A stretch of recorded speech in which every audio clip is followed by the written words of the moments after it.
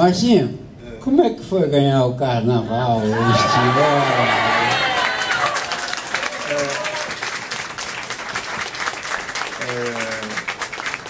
Gente, que legal. Essa tarde aqui, o carnaval, vou começar respondendo. O carnaval foi um presente de aniversário. Que eu fiz aniversário, eu nasci no carnaval de 38 e fiz aniversário desfilando esse ano. Quer dizer, foi um presente de aniversário. Assim como essa tarde aqui que estamos juntos, eu estou recebendo presente todo dia. E vou comemorar o ano inteiro. Isso aqui para mim é um presente de aniversário. O teu Alifas aqui, que é irmão, o Zeca, que é também, e dois que eu não conhecia bem. Os novos amigos. E seremos novos grandes amigos. E essa aqui já dá bonito. Mas o carnaval foi legal, foi bacana. Porque eu estava fazendo aniversário no carnaval, uma coisa rara, né? E desfilando no dia exato, né? E ainda por cima com o samba que eu ajudei a construir, né? Com o enredo que eu ajudei a elaborar. Quer dizer, foi um carnaval especial. De acordo? Na minha opinião, um dos carnavais mais bonitos que eu já vi, que eu tenho lembrança, que foi quando você fez Kizomba, Festa da Raça, com o Luiz Carlos da Vila, que é Valeu Zumbi, um grito forte dos palmares. Eu queria que você terra, céus e mares, influenciando a abolição. Zumbi valeu, hoje a vila é Kizomba, é batuque, canta e dança, jongo e maracatu. Vem menininha pra dançar o cachambu, vem menininha pra dançar o cachambu. Comenta pra gente.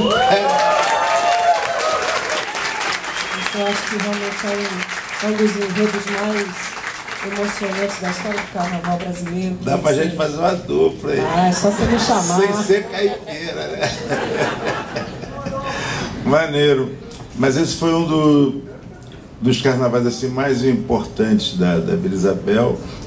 A maioria das pessoas que acompanham e analisam a história dos carnavais dizem que é um dos mais importantes da história, talvez o mais. Mas no duro, aquele carnaval que a Vila ganhou não foi só da Vila Isabel, porque era o centenário da abolição da escravatura. Eu queria fazer uma grande festa e aproveitei a escola de samba para fazer um grande evento. E tanto é que participaram do desfile não só a comunidade de Vila Isabel, os componentes, mas veio gente, todos os segmentos do movimento negro participaram do desfile. Veio gente da Bahia do Sul, o Ilhéaeiro, que estava lá dentro, gente de Angola, de Moçambique. Foi uma Kizomba. Foi o mais importante da Vila Isabel, acho. Isso. Esse foi o primeiro carnaval, né, que a Vila ganhou. Kizomba, Festa da Raça, no 88. 88, foi o primeiro grande. Já ganhou outros assim, mas com menos expressão. Como é que funciona para fazer esses sambas coletivamente? Como é que funciona lá dentro? Conta pra gente. Coletivamente foi a primeira vez que eu fiz já muitos sambas para a Vila Isabel. Já é a 11ª vez que ela desfila com samba meu. A maioria deles eu fiz assim individualmente, e alguns que eu fiz com parceria, eu fiz o samba, que nem você faz uma música assim, e acha que tá legal, mas pergunta, vem cá, o que você acha disso aqui? Aí o cara, eu acho que aqui não tá muito legal não, acho que você devia subir essa melodia, entendeu? Então os parceiros inteiravam, né? Foram importantes nesse sentido, mas eu tinha o domínio da coisa toda. Esse ano foi mais complicado, porque eu não queria fazer samba enredo mais, já tô legal já de samba enredo.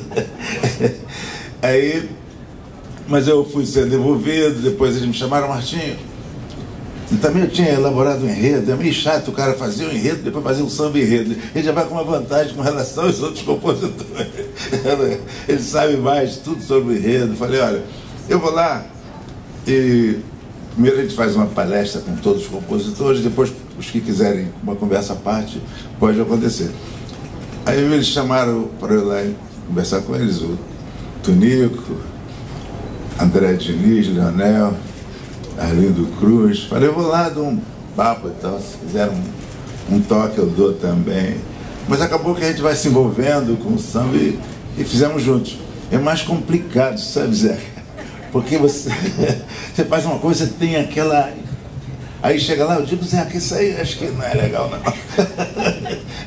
E vai por aí, cada um tem uma característica, uma forma, cada compositor tem a sua maneira, até de escrever letra e tudo, né?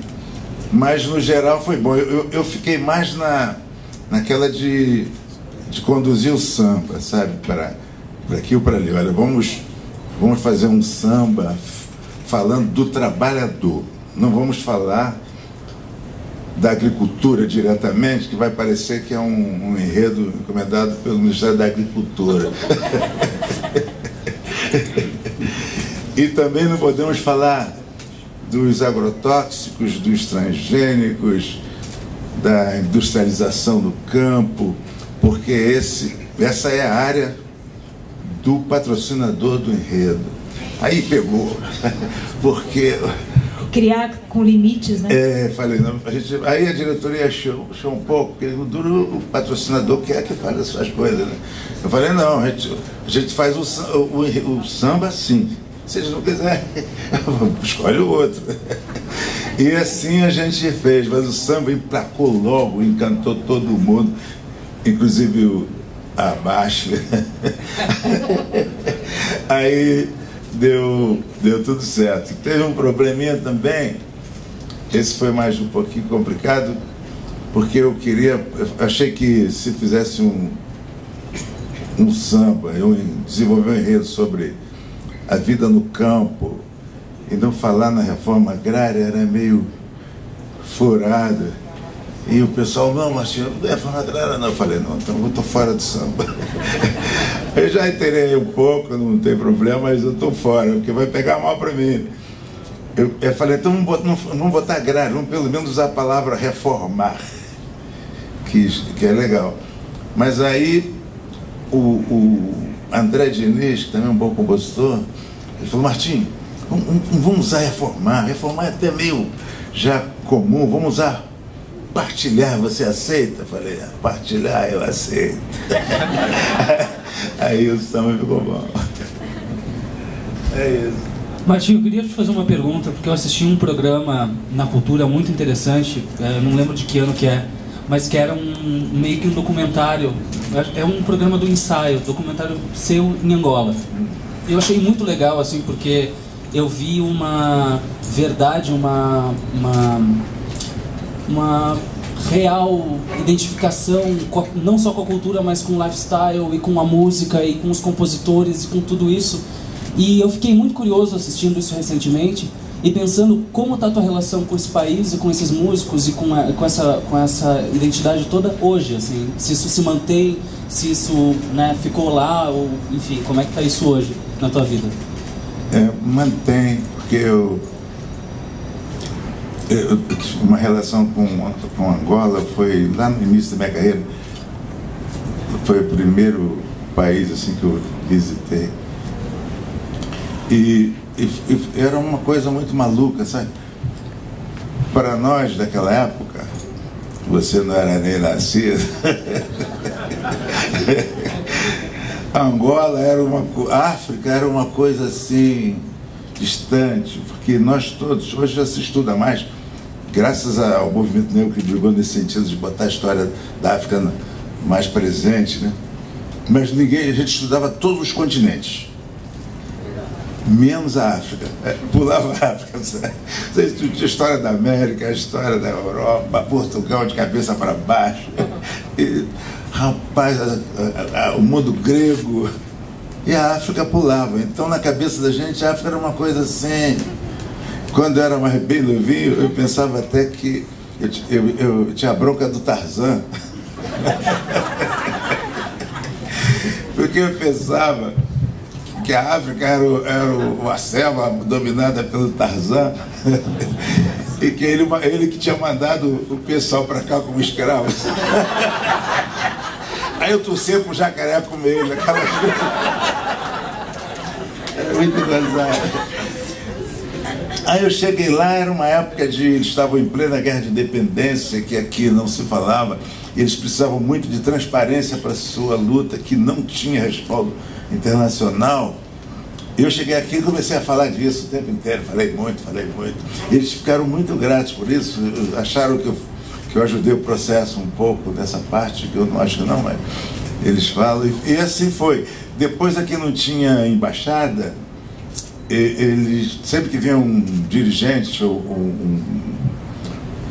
alguém do comércio, das relações comerciais, me procurava para eu abrir portas. Então eu fiquei aqui, aí me chamavam de embaixador, mas nunca fui embaixador nem nada.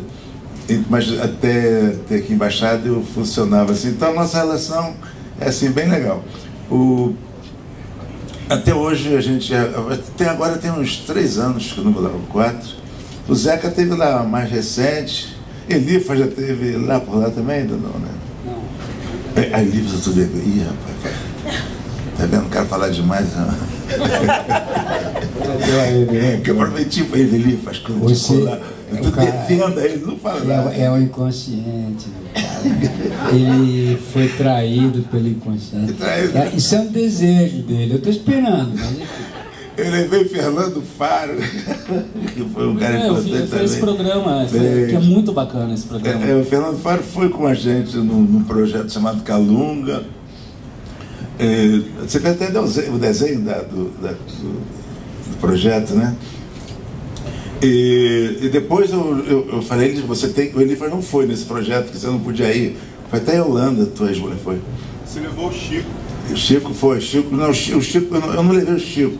O Faro coordenou isso, o Chico levou o coordenador João do Vale, uma parte, eu coordenei uma outra parte, e o Faro dirigia a coisa toda. O Chico coordenou algum jogo de futebol? Teve jogo de futebol lá também. Então eu falei, eu vou levar o Elifa lá e não levei nunca. Aí eu falei que levei lá também, eu subconsciente. Agora é público, então. Mas a relação continua. Só complementando só um pouquinho assim a pergunta, eu queria só saber assim, qual a impressão que tu tem de Angola hoje, comparada à impressão que tu teve a primeira vez que foi lá, assim, existe uma evolução assim na música e na sociedade, o que tu acha? Como anda esse país? Que a gente sabe tão pouco dele, né, aqui no Brasil. Mudou completamente. Nesse tempo, acho que já vão aí uns 40 e poucos anos, o mundo mudou, quer dizer, tudo mudou, não tem nada que está igual 40 anos atrás mais na vida. E naquele tempo eles eram colônia portuguesa ainda, quer dizer, era um período que só se falava em guerra, só e tal. Hoje eles têm já uns 30 anos quase de independência, que é muito pouco, né? Ainda é um país muito jovem, mas de paz, desses 30, eles ficaram mais uns 20 guerreando, porque aconteceu um processo seguinte, da independência. Havia vários grupos. FENELA era um grupo que lutava pela independência, Frente Nacional de Libertação de Angola. Tinha a UNITA, União Nacional pela Independência Total de Angola. E tinha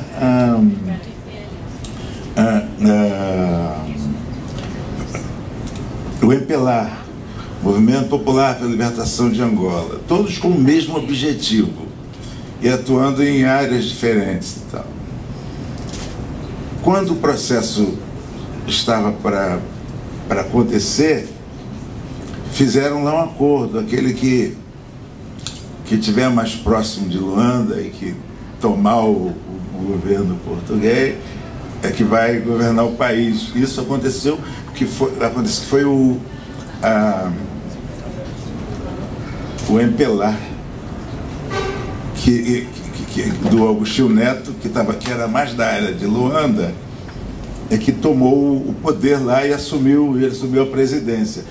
Os outros dois partidos, dos dois grupos, não aceitaram. Aí ocorreu uma guerra interna, que dizem que foi até, não tirando o tempo, mais brava, mais pior do que do tempo anticolonial. Então eles ficaram em guerra até agora há pouco tempo, eles estão 10 anos em paz.